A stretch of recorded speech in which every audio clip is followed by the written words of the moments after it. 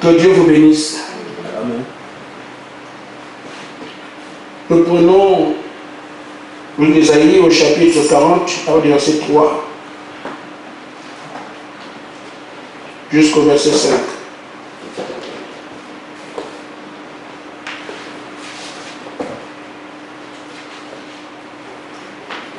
Une voix crie,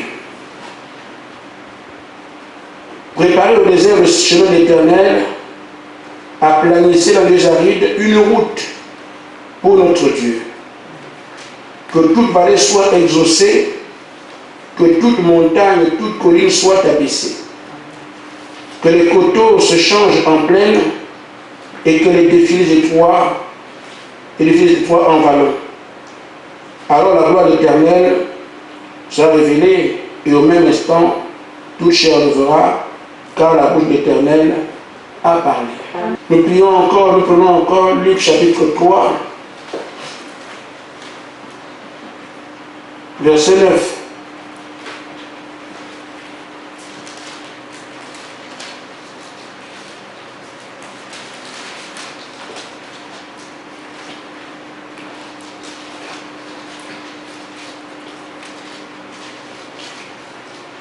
De même, la cognée est mise à la racine des arbres. Tout arbre qui ne porte pas de fruits sera coupé et jeté au feu. La foule interrogeait, que devons-nous faire? Il leur répondit que celui qui a 2 tuniques partage avec celui qui n'en a pas. Et que celui qui a de quoi manger agisse de même.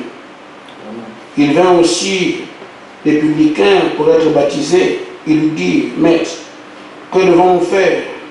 Il leur répondit, n'exigez rien au-delà de ce qui vous a été ordonné. Les soldats aussi lui demandèrent, et nous, que devons-nous faire? Il répondit, ne commettez ni extorsion, ni fraude envers personne, et contentez-vous de votre solde. Amen. Amen. Que Dieu bénisse sa parole. Amen.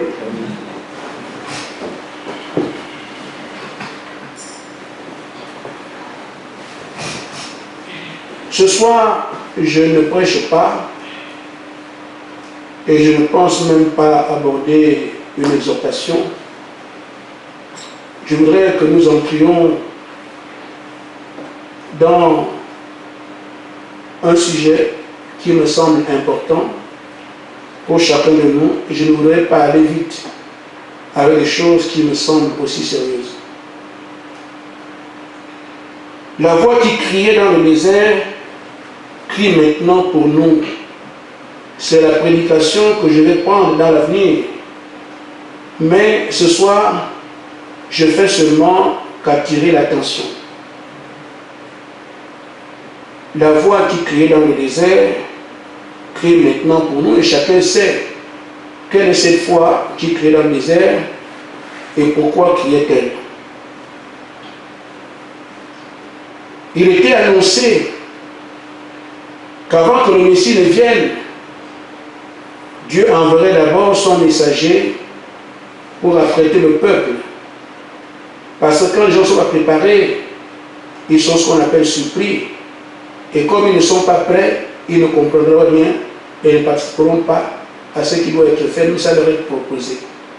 Parce qu'ils ne sont préparés à rien, ils ne sont prêts à rien.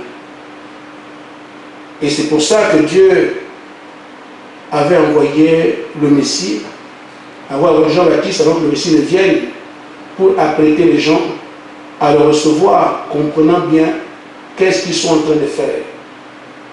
Et quand quelqu'un rejetait le Messie, il le faisait en ce temps-là, après qu'il ait entendu la parole qui a été prêchée. Et donc il le fait en pleine conscience, comme certains sont engagés, disant, nous en faisons une question de vie ou de mort, et ont tout quitté parce qu'ils ont bien compris c'est le Messie. Les éléments qui leur ont été donnés, les indications qui ont été données, ont été confirmées par le Messie quand il est arrivé, on est arrivé dans leur conscience. Et quand ils ont vu ces choses, ils se sont dit, oui, nous tenons le bon bout, c'est le Messie, nous quittons tout ce qui aujourd'hui fait notre vie pour aller mener une nouvelle vie avec le Seigneur que nous croyons être le Messie. En ce qui nous concerne, je pose les jalons de cette prédication à venir en disant ceci. Nous venons à l'église, nous écoutons la parole, nous rentrons. Ça ressemble à un rite ou à quelque chose que tout le monde peut faire et nous faisons la même chose. Mais je crois que le Seigneur a rendu les choses différentes en disant non, je ne fais pas l'église. Je construis les individus, je veux un peuple, je modèle un peuple. Il doit prendre qualité. Ainsi donc, chaque fois que nous venons, quand on voit ce qui se fait, ça ressemble à ce qui se fait ailleurs. Parce que l'exercice du culte est comme ça. Mais la portée, ce qui se fait réellement, le sens profond de ce qui se fait, a une différence, parce que nous ne célébrons pas une messe. Nous venons recevoir quelque chose chaque jour. Et nous repartons. Et quand nous faisons ces allers-retours, et nous prions à la maison, on se dit, le Seigneur vient quand? Ça va venir quand? Et tout ça. Mais rassurez-vous, un travail se fait dans l'invisible, un travail dont nous n'avons aucune maîtrise. Mais celui qui est là-bas nous dit, attendez, supportez, patientez, parce qu'il sait ce qu'il a besoin d'entreprendre de ce côté-là. Je reviens sur l'exemple du combat qui avait été, du moins les deux camps qui étaient montrés un jour, que nous avions, il y avait un abîme presque, entre le camp de Satan et notre camp. Ce sont deux camps qui vont s'affronter d'ici là. Il y avait pratiquement un abîme, on ne pouvait pas le traverser. Et nous en étions complètement incapables parce qu'on était désorientés, on était parfois insouciants et tout ça, d'autres étaient par terre, désordres. Et quelques temps après, on nous montre que le fossé s'est rétréci et que de l'autre côté sont maintenant des monstres. Et de ce côté-ci, nous sommes déjà prêts. Mais nous ne savons pas comment ça s'est passé. Et pourtant, un travail se fait. Amen. Vous avez entendu que le travail sur la chambre des dons ne se dit plus dans l'église. Et c'est vrai. Tout ce que nous faisons là-bas n'est plus à la portée de tout le monde. Le maître a jugé bon qu'il en soit ainsi. Il y a donc un travail qui se fait dans le spirituel, un travail qui se fait avec les frères qui sont ici, dont vous ignorez tout. Mais hier, à ma grande surprise, le Seigneur me dit de vous dire ceci et de parler de cela. Dis-leur qu'il est temps de préparer le chemin, qu'il est temps d'aplanir les montagnes, qu'il est temps de rehausser les vallées et tout ce que nous venons de lire, que Jean-Baptiste avait fait, avait dit. Alors, ma surprise était grande. Et il a ajouté qu'il faut maintenant que nous soyons prêts. Parce qu'il avait dit que c'est bel et bien Jeanne d'Arc. Mais nous ne devons pas partir de nos maisons comme nous sommes aujourd'hui et mettre pied là-bas sans premièrement être prêt maintenant. Parce que vous ne connaissez ni le jour ni l'heure. Et c'est pour ça qu'avant d'intégrer la salle de Jeanne d'Arc, ce qui doit se faire incessamment, c'est maintenant qu'il faut s'apprêter. C'est maintenant qu'il faut être prêt. Et chacun donc doit se prémunir de ce que, quand je vais dans la salle, si c'est le premier dimanche, je suis prêt. Si c'est le premier mercredi, je suis prêt. Aujourd'hui, frères, je conviens avec vous, les choses sont difficiles. Mais ça doit être comme ça. Nous croyons que nous irons au ciel sur un bon exemple. Même les chansons que nous ont laissées ne montrent nulle part un ciel qu'on gagne en mangeant le chewing-gum et les bonbons. Ça a toujours été des luttes difficiles. Le frère Bonheur m'a envoyé un film dans lequel on voit Polycarpe, le disciple de Jean, Jean qui était avec Jésus. Après la mort de Jean, c'est Polycarpe qui est resté avec la parole. Et c'est Polycarpe qui est le père de Irénée, qui est le messager de Simeon. C'est Polycarpe. Et ce Polycarpe, on l'a brûlé au bûcher. Alors, regardez au cours des âges, comment on a traité les gens. Mais quels gens? Ceux qu'on appelait chrétiens. On les tuait sans une autre raison. Ce n'était pas des voleurs, ce n'était pas des bandits, non. C'est ce que vous avez, vous, aujourd'hui. C'est vous qu'on traite de sectes. On vous traite de tous les noms. Alors que vous ne faites rien, vous ne mentez pas. Si hier je mentais, aujourd'hui, avec la parole que j'écoute, je ne peux plus mentir. Parce que je sais ce qui est dans ma ligne de mire. Je ne mens pas aujourd'hui. Je ne prendrai pas la forme de quelqu'un. Je ne tricherai pas. Obligatoirement être honnête, tout faire pour que je plaise à mon Dieu. Mais ça énerve les gens. On vous insulte partout, on vous maltraite. Ce ne sont plus les Romains, mais les mêmes esprits sont dans les familles, ils sont partout. Amen.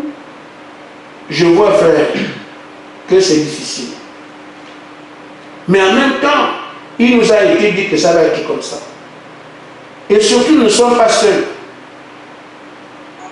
Le Seigneur est avec nous. Et nous prions. Je n'ai jamais prêché la haine. Je ne le ferai jamais. Je n'ai jamais prêché que les enfants disent à leurs parents. Ça c'est un non-sens pour nous. Pourquoi? Parce que nous avons un royaume dont nous sommes apporteurs. Le royaume des ténèbres a déjà laissé ses marques. C'est la haine, c'est la guerre, la désobéissance, et tout ce qu'on est en train de faire. Ça, les hérétiques, tout ça, les vols, les machins. Le royaume des ténèbres a déjà laissé ses marques et tout le monde agit exactement comme il faut. Je disais à une sœur que si on lui donnait nos ennemis, ça a un double avantage. Nous ne pouvons pas amener le royaume de l'amour en pratiquant en même temps la haine,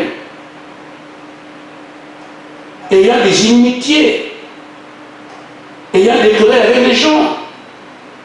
Parce que nous amenons un autre mode de vie. Nous avons un autre royaume. Notre roi est le Seigneur Jésus-Christ. Il nous a montré l'amour, la joie, la paix, la longanimité. Ce sont ces choses qui sont le contraire de ce que le diable a planté sur la terre. Et le diable, dans ce qu'il a planté, il a planté un royaume avec la façon dont le royaume fonctionne. Et nous aussi, nous amenons un royaume qui a un autre fonctionnement. Nous amenons, quand il y a la haine, nous on amène l'amour. Il n'y aura pas de haine parmi nous, il n'y aura pas de colère parmi nous, il n'y a pas d'affrontement. Nous, ces choses ne nous concernent pas. C'est pour ça qu'on nous dit, si on te gifle, ne gifle pas dans l'autre jour. Ça ne veut pas dire qu'on va te gifler deux fois. Justement, qu'on gifle, mais ne gifle pas, ne rend pas. Parce que nous, on amène un royaume qui est le contraire de ce qu'il y a sur la terre.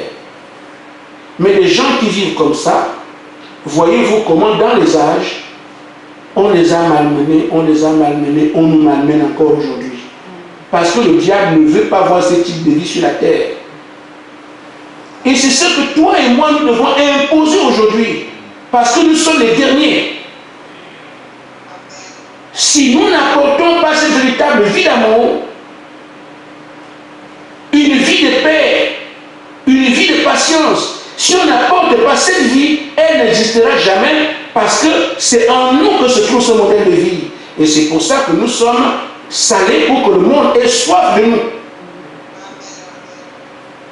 Amen. Et quand je vois que même parfois, certaines personnes m'accusent, ils mettent les jeunes à des enfants, même le nom de l'église. Oui, bon, d'accord, mais c'est pas un problème, j'ai un défenseur. Mes prédications parlent pour moi. Et je ne crains pas de dire ce que le Seigneur dit. Amen. Donc aujourd'hui, le Seigneur prend ces choses sérieux parce qu'il veut installer un mode de vie. Si nous sommes appelés à enrayer les mondes, c'est que nous apportons la paix. Le mal partir, les différents mots vont partir pour qu'il y ait la paix qui prenne place. Et c'est nous qui amenons cette paix. Si on vient encore troubler les gens, c'est pas possible. C'est pour ça que les instruments de Satan qui n'aiment pas la paix, qui veulent les guerres, les gens sont stupides. Ils disent qu'il veut la paix sur la terre, mais Poutine fait les armes là-bas, la Turquie fait les armes là-bas, l'autre chacun les armes là-bas, mais ils disent qu'il veut la paix. On ne peut pas comprendre cette histoire-là, mais c'est parce que l'esprit qui est sur eux, c'est l'esprit belliqueux de Satan, qui veut toujours c'est moi le meilleur, c'est moi, c'est moi, c'est moi. Et tout ça va tomber sur la tête un jour. C'est le bon discours. Alors je dis donc, il nous a été dit que c'est à nous d'apporter cette nouvelle vie sur la terre. Ce n'est pas quelqu'un qui le fera. Je parle de toi et de moi. Parce que parfois on dit, ça va arriver ça. Non, non, non, non. Il dit, c'est nous qui sommes, on doit porter cela et le manifester. Amen. Donc, le retour en salle exige que nous soyons prêts ici. Mais quelqu'un peut ne pas venir prêt, mais la parole est péché. C'est maintenant que chacun doit signaler son problème, signaler ceci, poser des questions. Et je vois depuis lundi, j'ai abordé la question de lui sans savoir que c'est le problème du Seigneur. Ben, qu'est-ce que je peux dire? C'est lui qui sait comment il fait ces choses. Il y a des gens qui m'appellent, qui posent des questions, qui veulent voir comment, où est-ce qu'ils en sont et tout, par rapport à tout cela. Bon, c'est bien, mais les autres aussi. Si quelqu'un a l'ordre, n'est pas obligé de poser une question. Mais je vous en parle. Le Seigneur dit, quand on retourne dans la salle, que chacun soit déjà prêt. C'est pour ça que le message d'aujourd'hui consiste à vous dire, aplanissez les sentiers. Et quand on parle de ça, autant de Jésus comme aujourd'hui, quand on voit aplanissez les sentiers, beaucoup, ou bien les montagnes vont être abaissées, on peut chercher les engins. On peut chercher à se dire, c'est un travail volumineux, il faut qu'on soit nombreux pour écraser les collines et tout le reste. Mais c'est un langage en images. Ce sont des représentations. Mais quand vous voyez Jean-Baptiste prêcher, il n'avait pas de roue ni machette. C'est ce qui fait sa prédication, qui veut le comprendre à bon. Donc c'est ça qu'on appelle aplanir les sentiers. Parce que Jean-Baptiste l'a fait.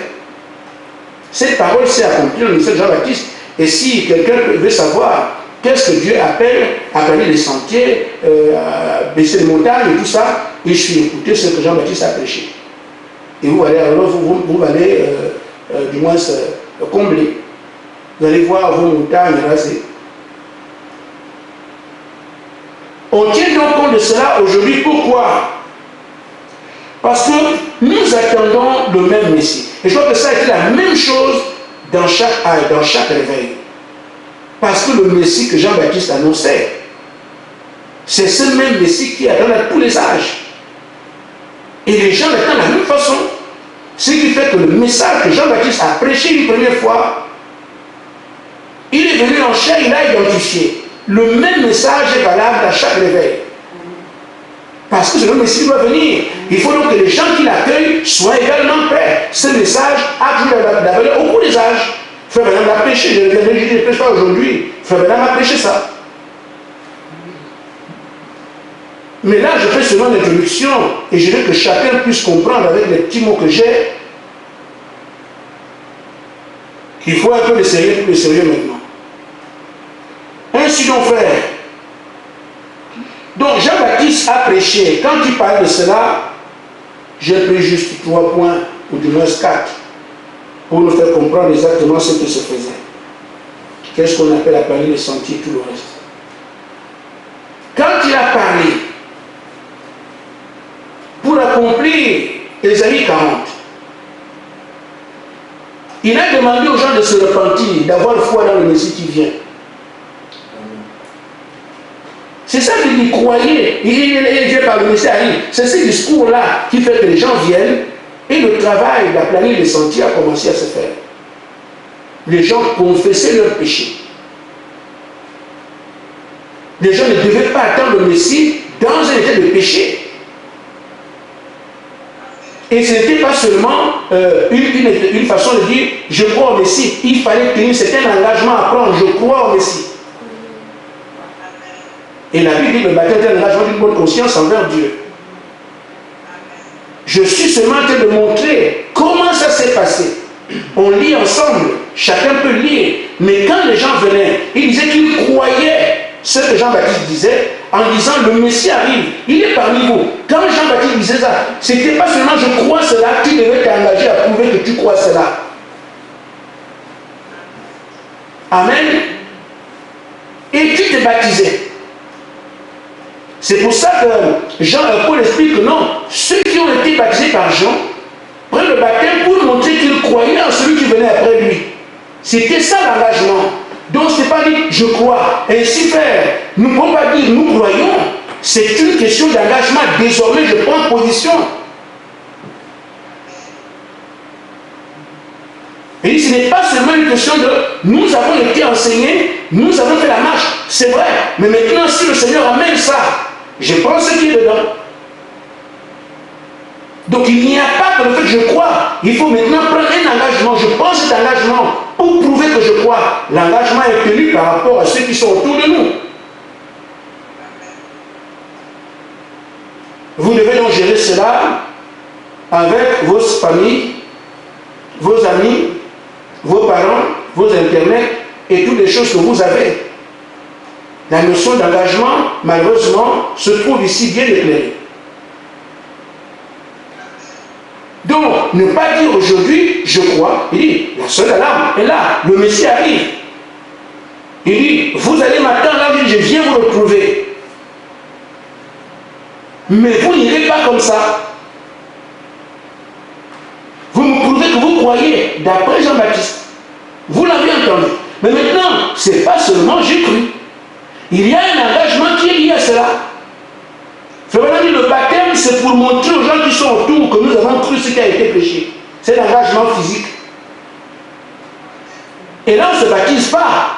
Nous parlons de la marche dans laquelle on a été. On nous invite aujourd'hui à entrer dans la salle. Et quand on a les conditions où Jean-Baptiste dit, bon, applaudissez tout. Ce qui veut dire que j'ai à gérer un engagement maintenant. Je peux retourner rester dans le monde, faire ce que je veux. Mais cette fois-ci, le Seigneur veut voir l'engagement que tu me sais par rapport à quoi? À tout ce que nous traversons. À toutes ces difficultés qui sont devant nous. À tout ce qui pèse sur nous. La notion d'engagement est là. Deuxièmement, Jean-Baptiste, il a prêté les gens à recevoir le Messie. Pourquoi le Messie allait prêcher? Et qu'est-ce qu'on attend de sa prédication? Moi, je baptise d'eau, mais lui, quand il viendra, vous devez recevoir le baptême du feu. Il a cultivé une attente à ceux qui étaient là pour leur dire ce que le Messie ferait pour eux. Et donc, quand quelqu'un s'engage, il est prêt également à accepter tout ce que le Messie va lui dire. Et il sera inscrit ainsi comme croyant de ce Messie. Et nous sommes là aujourd'hui. Nous savons ce qu'il nous a enseigné. Que fait-on de ça? Est-ce qu'on est croyant du Messie aujourd'hui, oui ou non? Ça se fera dans les rapports que tu as avec l'enseignement qu'on a reçu avant d'aller à la salle. Tu feras comment? Le Messie devait prêcher pour que les gens comprennent que c'est lui le Messie. Quand il prêche, vous faites ce qu'il vous dit, alors vous devenez son disciple. Mais dans notre cas, notre Messie nous a déjà enseigné. Est-ce que nous affirmons être ses disciples? Ça veut dire l'enseignement, tout ce qu'il nous a enseigné, nous devons repartir dans sa maison étant au diapason. Amen. Alors chacun n'a qu'à regarder où est-ce qu'on en est. Amen. Alors, il y a autre chose, et deux éléments qui vont s'ajouter à cela, qui font que nous puissions nous aussi nous interroger, parce que j'ai dit, je ne prêche pas aujourd'hui, je nous interpelle simplement. On arrivera à la prédication quand le temps viendra, peut-être vendredi. Non seulement Jean-Baptiste a parlé de ces choses sur le plan spirituel que j'ai évoquées en haut, mais il y a aussi le rapport entre les gens. Qu'est-ce qu'on appelle à planer les sentiers? il faut que les gens soient bons les uns envers les autres. Si tu as une seule tunique, si tu as 2 tuniques, donne à ton frère. Si tu as à manger, donne à ton frère qu'il mange aussi. Ça devait aussi régir les rapports entre les gens. Cela montrait, mais quel est ce mouvement? Les gens deviennent gentils, les gens deviennent bons. Oh, quelqu'un m'a donné un truc ce matin, au lieu de me donner à manger. Mais c'est quoi ce mouvement-là? Nous sommes en train de préparer l'avènement du Messie. Ah bon, nous on a écouté Jean-Baptiste. On dit écoutez, Jean-Baptiste nous a dit que non, le Messie arrive, mais qu'est-ce qu'on doit faire? Si quelqu'un a 2 tuniques, donne à l'autre. Alors on voit les tuniques se partagent. Mais qu'est-ce qui se passe? Ça prépare l'avènement du Messie. Et maintenant, le Messie arrive. Quels sont tes rapports avec tes frères? Même avec autrui. Quels sont tes rapports? Il nous faut donc étudier cela parce que, en parlant de ce qui s'est passé en ce temps, nous transposons cela aujourd'hui et voir quelles sont les exigences que Dieu prend dans ta loi pour que nous puissions nous aussi recevoir le Messie. Parce qu'il s'agit du même Seigneur Jésus-Christ. Amen. Amen. Donc voyez-vous, quels sont les rapports que nous avons? Indépendamment de ce que nous sommes d'entre nous, on peut s'appeler frère, c'est bien, mais nous avons quel type de rapport? Des petites saletés qui subsistent encore entre les frères font honte. L'arrogance qu'on peut afficher, le frère est petit, moi je suis grand, ça fait honte. Ce n'est pas une façon d'avoir le frère à côté de toi quand tu humilies, que c'est toi qui es grand, tu as ton diplôme, il n'a rien. Quand on fait ce genre de choses, tu évites le frère de ne pas être ton frère, parce que ton langage est suffisant pour qu'il dise cette compagnie ne me plaît pas. Amen. Regardons alors ces choses. J'y frère, tout ce qu'on a pris de la terre est nul. C'est de la poudre aux yeux. C'est de la poudre aux yeux. Frère Branham dit que la seule chose que nous amenons en haut, c'est le caractère. Le reste des choses, là, frère, et le caractère de la parole, c'est tout. Ce sont des moyens pour manger et boire, pour continuer à servir Dieu. Je vous le dis, frère, les diplômes que vous avez là, c'est seulement pour qu'on puisse manger et boire, mais servir Dieu. Amen. Et je veux aider du tout. On a catégorisé les gens pour dire, quand tu as appris beaucoup, tu en donnes plus, c'est pour tirer les gens en haut dans l'orgueil. Mes frères, il y a des gens qui n'ont pas besoin de beaucoup de diplômes et gagnent bien leur vie. Amen. Amen, amen. Soyons humbles. Et tout ce que nous avons vient de celui que nous appelons notre Père. Amen. S'il t'a donné plus, tu n'es pas meilleur que l'autre. De toute façon, quand les gens disent, je suis plus intelligent, qui a jeté ça où? Amen. Et comme on voit ici, les blancs, je suis blanc, eux ils sont noirs. Mais qui a fait beaucoup de blancs? C'est parce que les gens ne réfléchissent pas. Amen. J'ai ceci, j'ai cela, mais on t'a donné, c'est quelqu'un qui t'a donné ça. Si tu es intelligent, si tu es sage, c'est bien, mais c'est quelqu'un qui t'a dit, tu n'achètes pas ça quelque part. Amen. Et ces choses qui ne peuvent être utiles pour son œuvre. Mais tu en fais c'est l'éloignement des autres.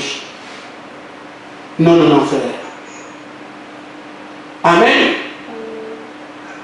On nous dit ici, oui, le diable a parlé dans le milieu, la vie des gens. C'était ça à planer, parce qu'ils introduisaient une autre vie.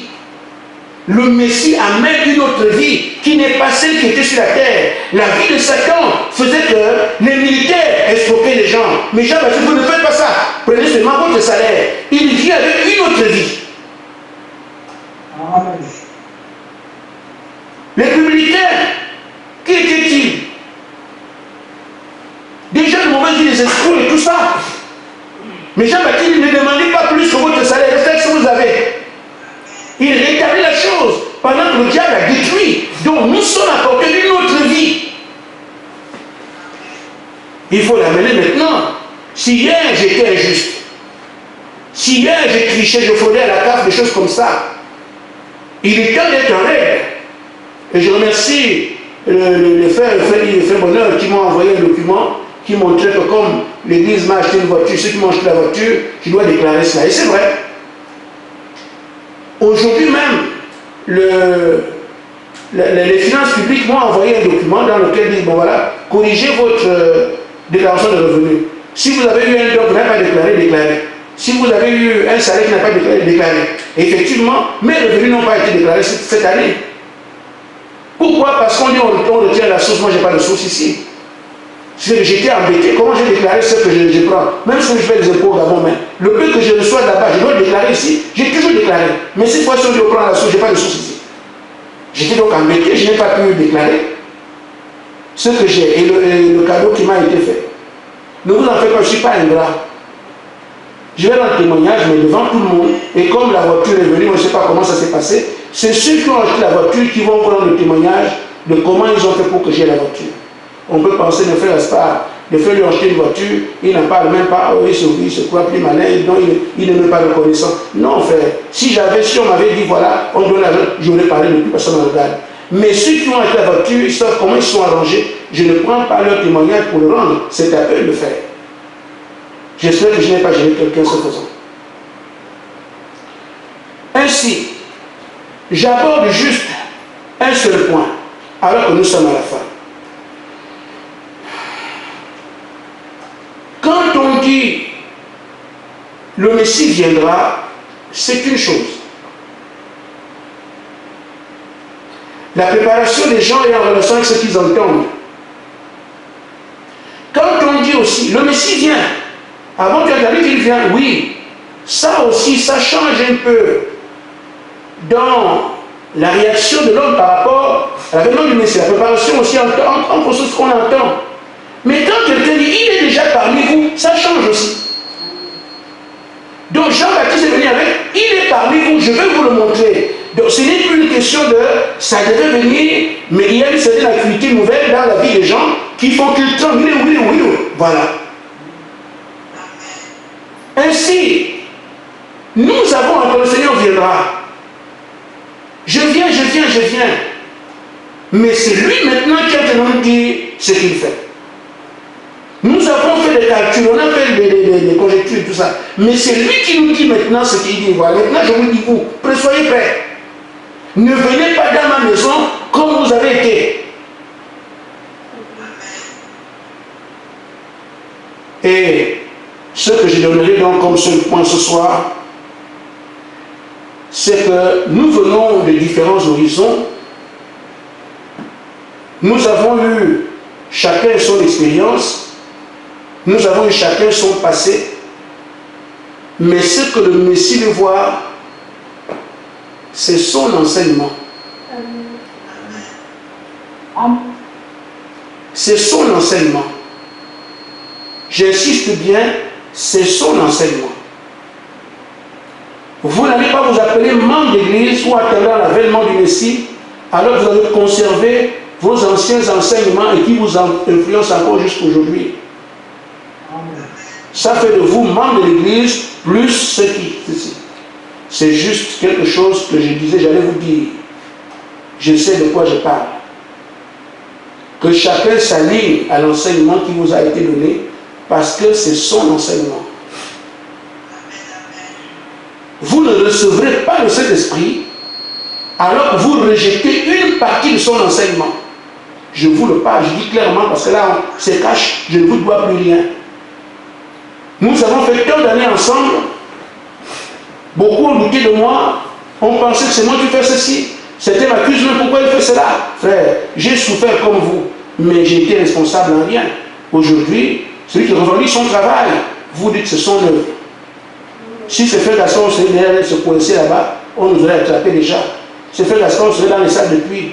On n'aurait même pas, je ne serais pas venu à la maison, je savais que moi, l'histoire de coronavirus ne me concernerait pas. Je serais rentré en prison aujourd'hui. Mais celui qui gère ces choses-là, si vous ne croyez pas que c'est lui, laissez son affaire. Mais si vous croyez que c'est lui, alors regardez très bien là où vous avez les choses qui chancellent et prenez ce que lui a dit dans le cadre de cette marche. Et non ce qu'on vous a dit avant. Amen. Amen. Je prends une citation du prophète.